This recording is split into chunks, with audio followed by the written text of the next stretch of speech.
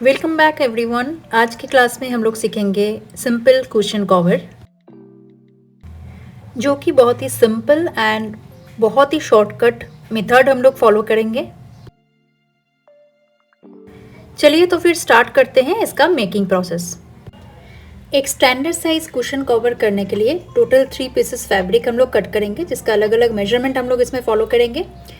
एक मेजरमेंट होना चाहिए 16 बाई 16 का एक फैब्रिक होना चाहिए, जिसमें हम लोग मार्जिन के लिए स्टिच के लिए 1 इंच करके छोड़ेंगे, मतलब 17 बाई 17 का एक फैब्रिक होना चाहिए।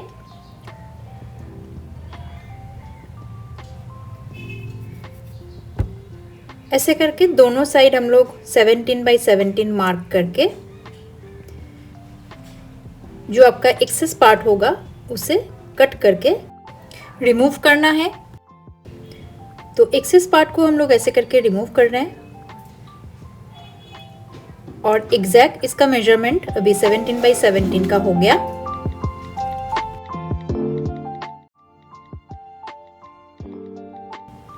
ये बेसिकली आगे का पार्ट है।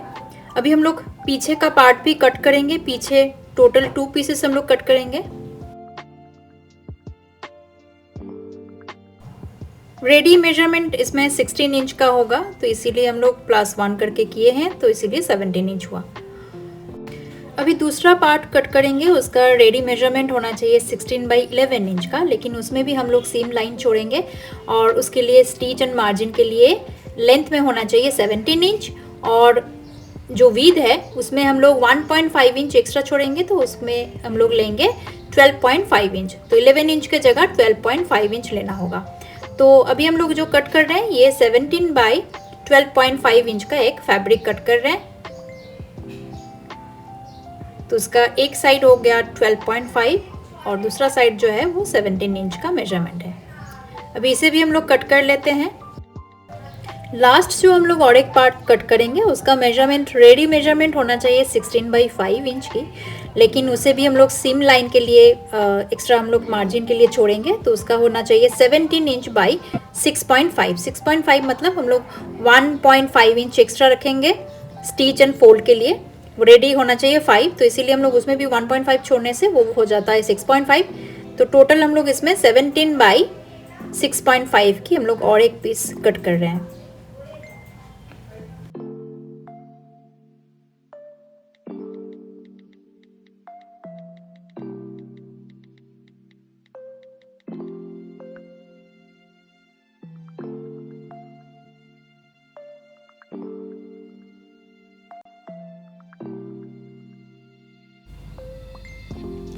कटिंग प्रोसेस अभी पूरा कंप्लीट हो गया।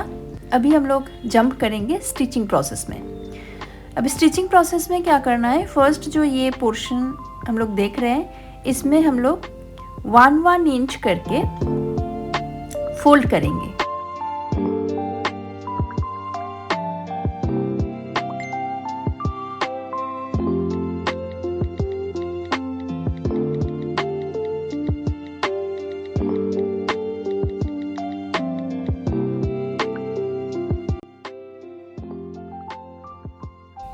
और इस पोर्शन में सिंपल सिंगल एक फोल्ड होगा। ये फोल्ड हम लोग कर रहे हैं जिप अटैचमेंट के लिए। इसमें सिंगल फोल्ड करने से ही होगा, डबल फोल्ड करने का ज़रूरत नहीं है। और आपका जो मटेरियल है ये अगर सिल्क मटेरियल या सैटिन मटेरियल है तो आप रॉ एजेस पोर्शन को पहले इंटरलॉक कर लीजिए, उसके बाद ही फोल्ड कीजिए, नहीं तो आपका धागा निकल जाएगा। तो पहले इसे पीको या इंटरलॉक ऐसा कुछ कर लीजिए, करके फिर इसे सिंगल फोल्ड करिए। जब आप कपड़े में करेंगी तो ऐसे नॉर्मल फोल्ड करके छोड़ दीजिए, हेड पिन लगा के सिर्फ छोड़ दीजिए, इसे स्टिच मत कीजिएगा। स्टिच डायरेक्ट होगा जिप के साथ। अभी जिप अटैचमेंट का प्रोसेस है। जिप का जो लॉक है ये रहेगा ऊपर की तरफ, जैसे यहाँ पे हम लोग सेट कर रहे हैं। ऐसे जिप लाइन जो है उसका जो साइड का जो फैब्रिक वाला हिस्सा है इसके ऊपर आप क्लॉथ को रखिए और इसे स्टिच कीजिए। ऐसे करके स्टिच करने के लिए आप सिंगल फुट यूज़ कीजिएगा। जो जिप फुट होता है उसे यूज़ करके करिए, नहीं तो आपका नीचे से जो जिप का जो हिस्सा है वो हट जाएगा, छूट जाएगा लाइन से। तो ऐसे करके इसे पकड़ के दोनों साइड इसे स्टिच कर लीजिए।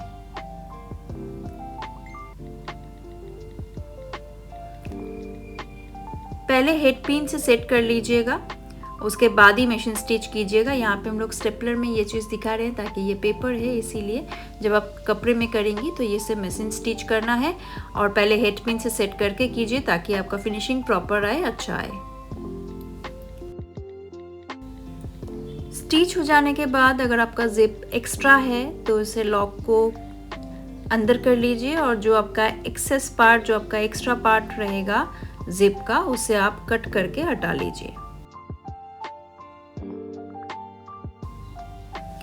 जिस साइड में हम लोग जिप अटैचमेंट किए हैं वो एक्चुअल में कपड़े का रॉन्ग साइड है और ये राइट साइड था, ये रॉन्ग साइड है।